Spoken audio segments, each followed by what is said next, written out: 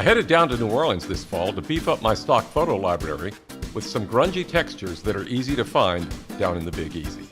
2 of those images were used in the opening title, and you will see more in this video. But first, a man has to eat.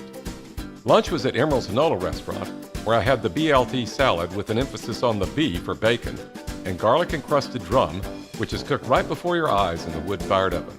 After lunch, I strolled through the quarter grabbing some texture shots, and then stopped in at the chart room to quench my thirst and take in the charm of a beautiful fall afternoon. One of the regulars you can expect to find here is local photographer Bernardo. Dinner found me at Luke Restaurant in the Central Business District, where I noshed on Gulf raw oysters and corn and cheese ravioli. Saturday breakfast was at Fleur de Lis Cafe, where I had it both ways, with a latte and a Bloody Mary, followed by Eggs Benedict. After breakfast, I boarded the St. Charles trolley for a ride through the charming Garden District on a trip out to my alma mater, Tulane University.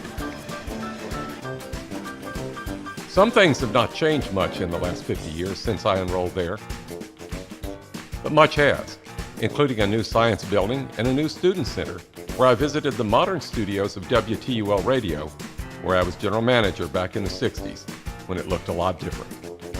McAllister Auditorium looks the same, but McAllister Drive has changed. Back in the 60s, it was a street with lots of parking, but now it's a pedestrian walkway. This nostalgic trip back would not be complete without a stop at Bruno's Tavern, a Tulane student hangout since the 1930s. I had a beer and a basket of fried crawfish kickers. After a standing room only ride on the trolley back to the quarter, I grabbed a pedicab to Herb Saint Restaurant, where I dined on a bowl of gumbo and grilled flounder with green bean salad at their newly remodeled bar. Sunday morning, I was disappointed to learn that Royal Blend, my favorite spot for morning coffee and pastry, had gone out of business after 30 years of service. I had to settle for a latte and a croissant at Antoine's Annex just down the street. Sorrow turned to joy once I had that plate of red beans and rice with fried chicken in front of me at Coop's place, where I stopped for lunch. And as long as I was in the neighborhood, I popped into Molly's right next door for a couple of cold ones. After an afternoon of roaming the French Quarter and snapping pics, I slid up to the bar at Revolution Restaurant for their Revolution Burger with oven-dried tomatoes, arugula, and smoked tomato ketchup. On my last day in the Crescent City, after another Fleur de Lis breakfast, I grabbed some more texture photos and then settled in at the chart room for one last Bloody Mary before traveling back home.